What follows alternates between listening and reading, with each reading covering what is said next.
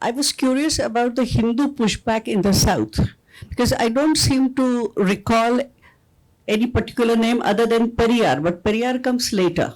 So what was happening before that? In the South, in the 19th century, you mean? Yes.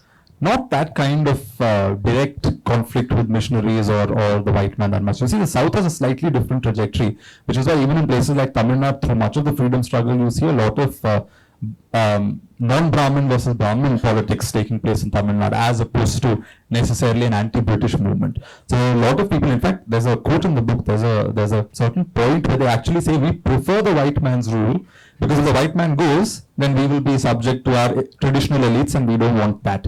So that contradiction certainly exists, but I think Hindutva in the shape that we know it today also emerged in Maharashtra as opposed to the southern Bengal because of a very specific historical set of events in Maharashtra, which is, I think, Peshwa rule, which is that the Peshwas were Brahmins. At the same time, they were also politically powerful Brahmins. They were not Brahmins serving as accountants or a ruling, a secretarial elite. They were a military elite as well. They became fighters, they became militant, and therefore their identity in many ways fused a kind of elite orthodox idea of Hinduism with a muscular sense of power.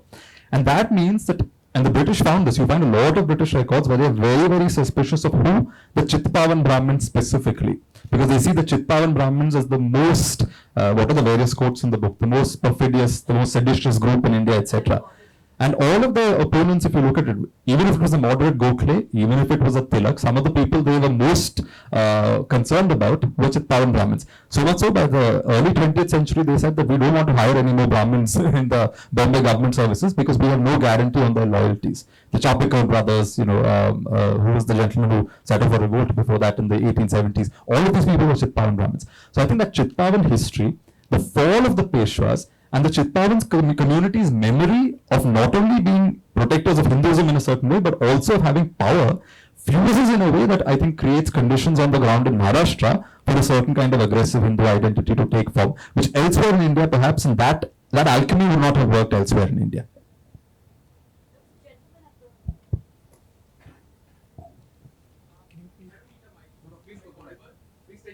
Because then it will come in the video. Kushu's thinking forward. Hi.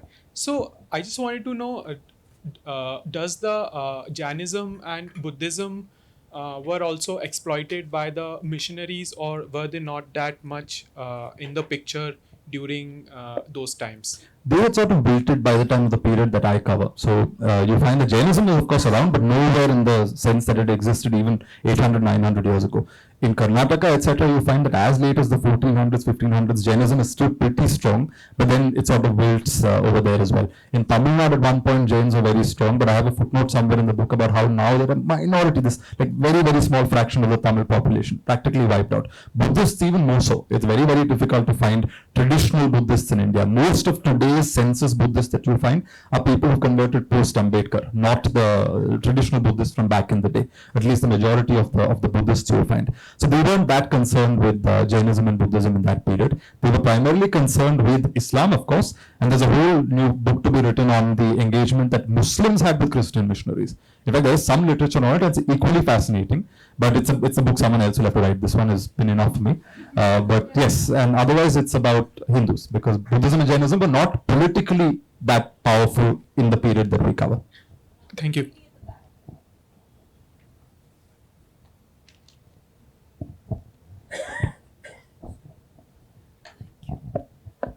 You talked about Savitribai Phule and that you didn't find any stronger women characters. But have you looked at Pandita Ramabai? She's been totally neglected. She's covered in the book, but mostly in the way Tilak reacted to her, rather than how Ramabai, on her own terms worked. He saw again Ramabai as an evangelical agent. So Tilak was very, very anti-Ramabai to the extent that I don't know if I should say this in public. It's in the book and it's in his writings. But there's this bit where he says that instead of Pandita, she should call herself, something. But it's a pun on a very, very bad word. Okay. And basically suggesting that she has. How do I put? No, well, never mind. You basically use very, very crude language for the lady. Yes. Okay. Thank you.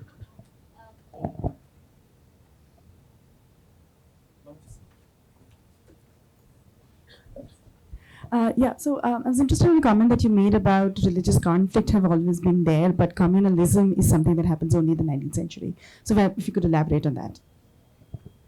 So the counting of people becomes very important in the 19th century, because when you have a census coming in, so even in this room, right, I'm aware that, okay, there will be people who are speaking different languages, of different caste backgrounds, all of that.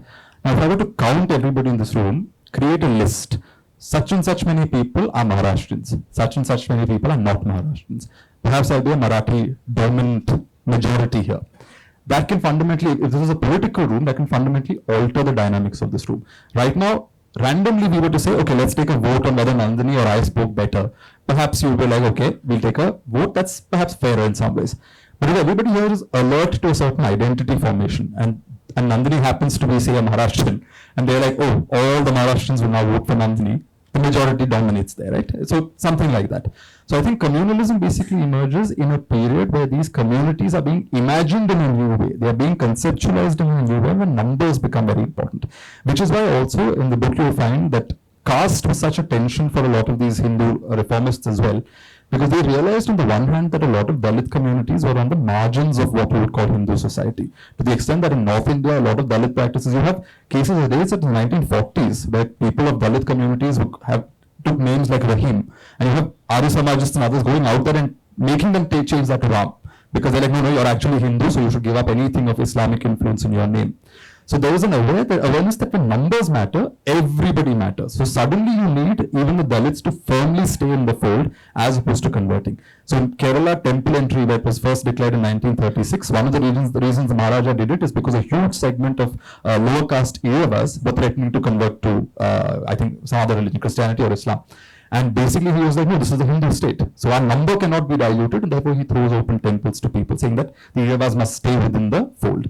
Similarly with Savarkar. Savarkar, for all his other flaws, if you look at it from a caste angle, he was an anti-caste crusader. He said lots of very direct things. Brahmins in Ratnagiri hated him because he was organizing these public meals where different castes would sit and eat together. He even went around giving sacred threats to Dalit communities in and around Ratnagiri, saying that if this is what will bring you in the fold, this will also work. Because caste, they recognized, in that communal context, it would weaken or dilute Hindu numbers, and that they didn't want. So numbers is essentially what is the difference between religious animosity and awareness of identity and communalism as we make sense of it today. So I think we have too many hands. How much time do we have? We've got time. 15 more. Hello. You mentioned the Arya Samaj. How does the notion of the Aryan enter the Hindutva thinking, concept?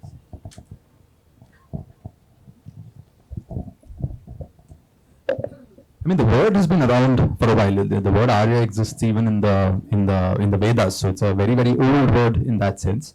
But again, I don't want to get into trouble. When does it go up on YouTube? Everything.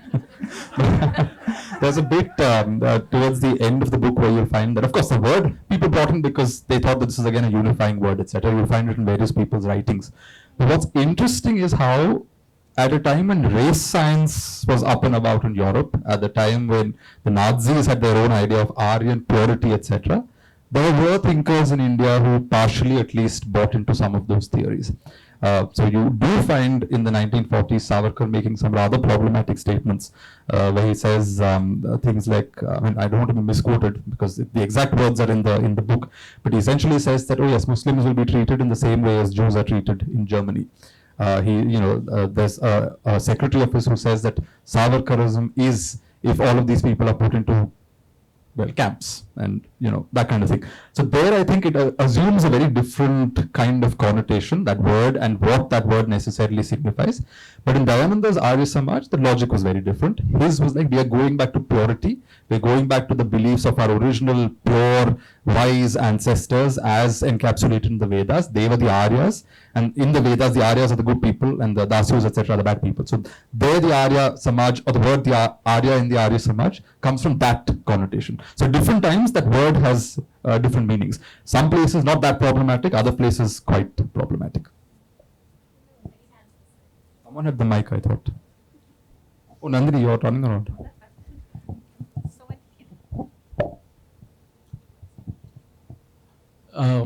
Hi.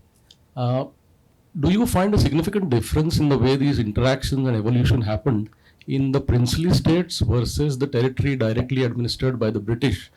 Because in terms of the population and land area, perhaps maybe 30-40% of the territory was princely states, 40. and they were directly in control, more so in control than the British administered territory. Yeah, you don't find this kind of conflict that much in princely territories, because even if it was a Muslim princely state, the elites there would be Muslims, and there was a kind of filtering of what kind of foreign impact was felt.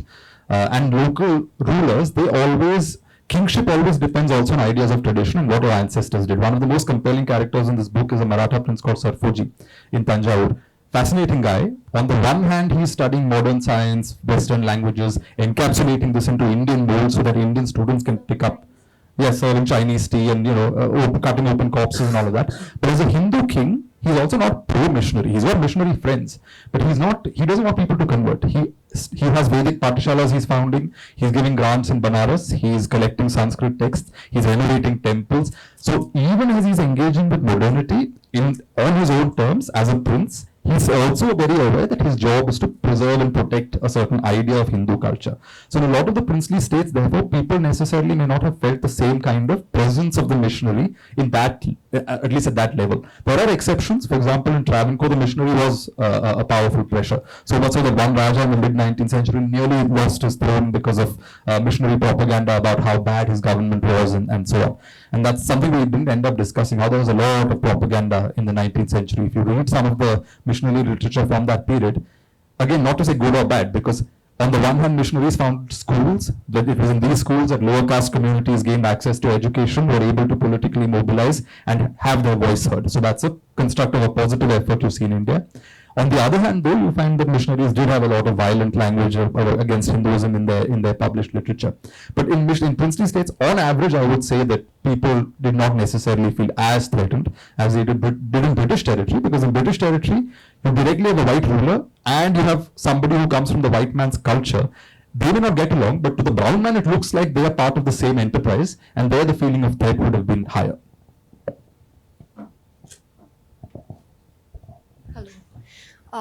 So I just had a question as a student to you as a historian, not so much about the book, because we laughed a little bit about how you were hesitant to speak about a few things, but it's not funny. It's very scary. And I just wanted to know that when you're doing a book like this at the level of the publisher, at the level of writing, and then of course the political sphere, because it's a public book, what are the tensions that you're dealing with as a writer, as a historian? Are there some things you have to compromise on, process-wise especially? Because it's, even if it's at a university level, you're thinking things through. But if it's in a public sphere, I wonder what, if you feel like you're being unfair in some ways or you are being wrong. There are risks. The difference, I've been publishing for 10 years, right?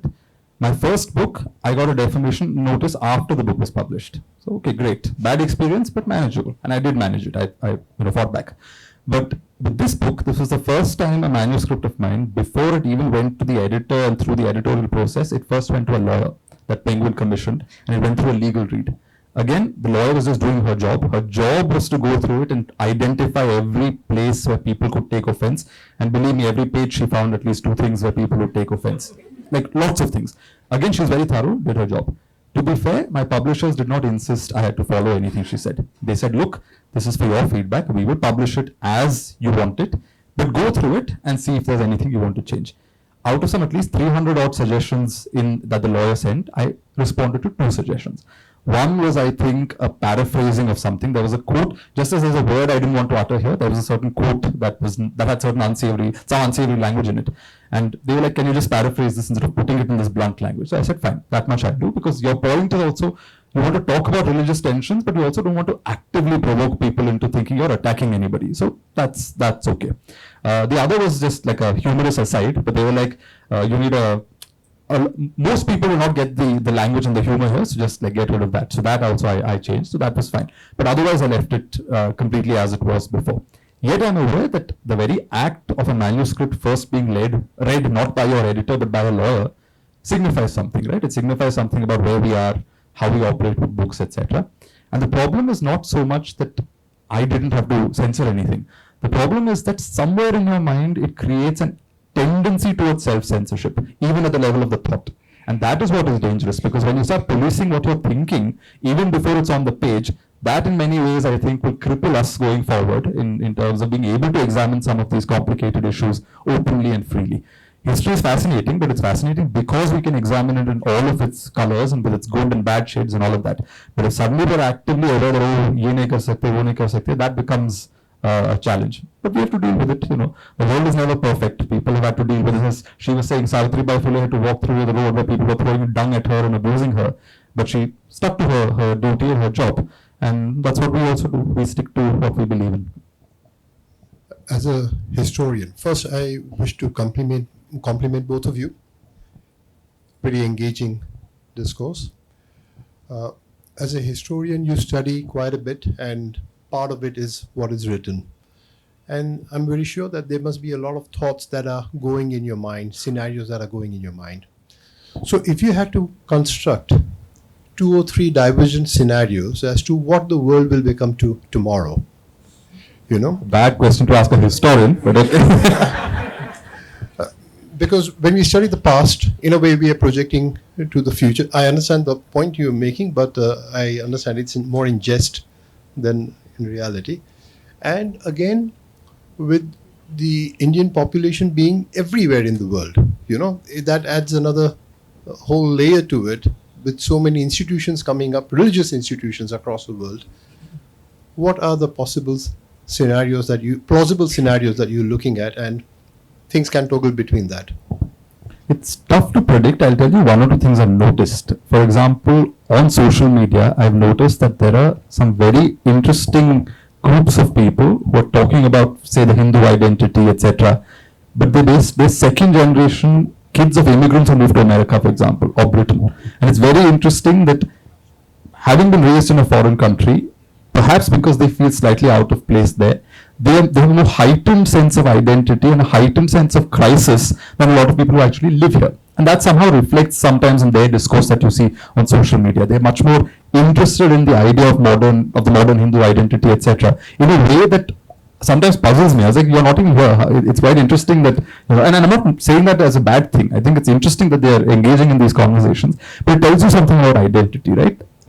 Under pressure of any kind, people sometimes lapse back onto older ideas of identity. We're seeing this around the world, right? Whether it's Trumpism or whatever. In an unfamiliar world where democracy is not delivered as they thought it would, globalization has started to teeter, etc., people are falling back on nativism. People are falling back essentially on race. They're falling back on traditional modes of thinking, suitably amended to accommodate things in the present, but still broadly traditional or broadly of an older period, because somehow that feels more familiar in a time when you're negotiating so much change. So I think we're living through a time of profound change. You know, something as simple 500 years ago when the printing press was created, that completely revolutionized the way the world operated. Before the printing press came, your religious scripture was in the hands of a certain religious elite. In order to access it, they would mediate it, they would explain what was in it. It was often in an obscure language like Sanskrit or Latin. The printing press comes in, you can now mass produce these scriptures that earlier had to be copied painstakingly by hand. Not only can you mass produce, mass production means that everybody can get a copy. That means it can be translated. It means people from cultures different from yours can not only read your religious scripture, but criticize it from a very different lens. So if the printing press can have that profound an impact on the world and how religions, etc. evolve, today in the world of the internet, the way people are moving around, the way ideas are flying around, just the sheer level of change. 10 years ago, we didn't move around with smartphones in the way we do today, but today everybody is dependent on smartphones. When WhatsApp came in, everyone's like, oh yeah, and just messaging. But today WhatsApp is amending the way politics operates, how elections are won, etc. You know, a billionaire is sitting on Twitter and tweeting out all kinds of things.